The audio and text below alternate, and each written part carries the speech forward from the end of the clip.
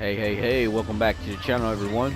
I'm Blind Ohio Gamer, and today I'm playing a little bit of Astro's Playroom as a backdrop to the main focus of the video, which is my tips and tricks for getting a PlayStation 5 console.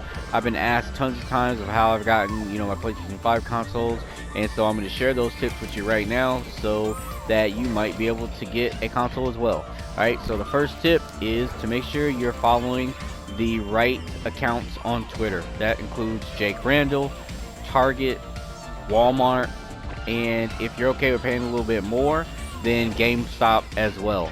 Now, when I say Target and Walmart, you have to make sure that you are following the correct accounts, because each of these retailers has tons of different Twitter accounts, right? So you have to make sure you are following the stock accounts. Right, so what these do is they alert you when stock becomes available. There are also PlayStation stock alerts, which is a really good one to follow as well. But what you also need to keep in mind is that not all of these stock alert accounts on Twitter are reputable.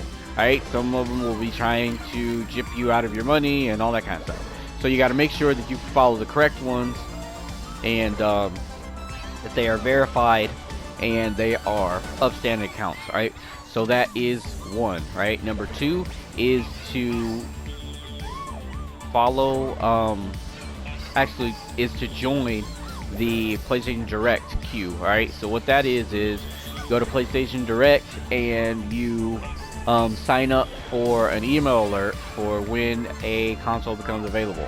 So they will send you an email, you follow the email link to their store, and you can purchase the console pretty much just like that. But what you're doing is you're waiting on a console to become available. So it could be available next week, could be available 3 months from now, right? So just keep that in mind.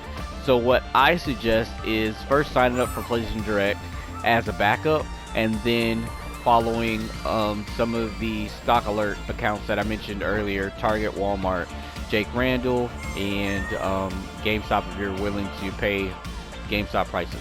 Right, so those are two.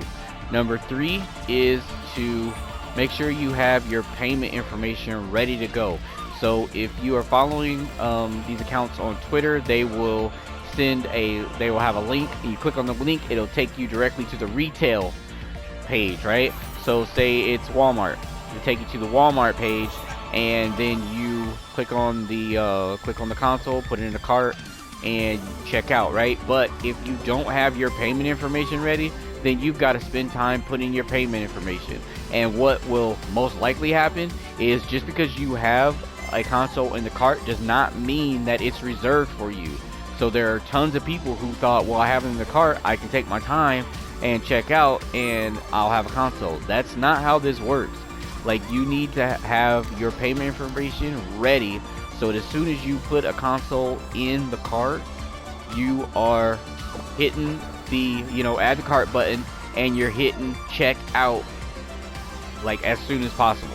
All right, so the fourth tip is to make sure you make it a team effort. All right, so make sure you include your friends and family, and let them know what you're doing. Let them know that you're searching for a PlayStation console, because the more people you have searching for you, it drastically increases the chances of you getting a console, right? So if you have a brother and a sister and a cousin and an aunt and an uncle or whatever who are also looking for these consoles, then making it a team effort will allow you to raise your chances of getting a console. So if everyone's looking, then it's a higher percentage you're going to get one. Now, if you are looking for only one console, say you only need one console, still make sure that you let your family know. Because even if you get a console, like say you get on Target and you check out and you have a console coming to you, right? And then an hour later, your uncle calls you and says, hey, I got a PlayStation console for you, right? Don't worry, because as soon as you get both of those consoles, like, you keep the one you want, and then the other one you can sell. There are so many people who are looking for these consoles that you will not have a problem selling these consoles. And I mean, I don't agree with scalping and stuff like that, but you can turn a bit of a profit if you raise it up like 40 or 50 bucks, something like that. Like, I wouldn't go bonkers and go like $350 like I've seen some people doing. That's just nuts. Or you get up to like 1,200 bucks. That's just crazy.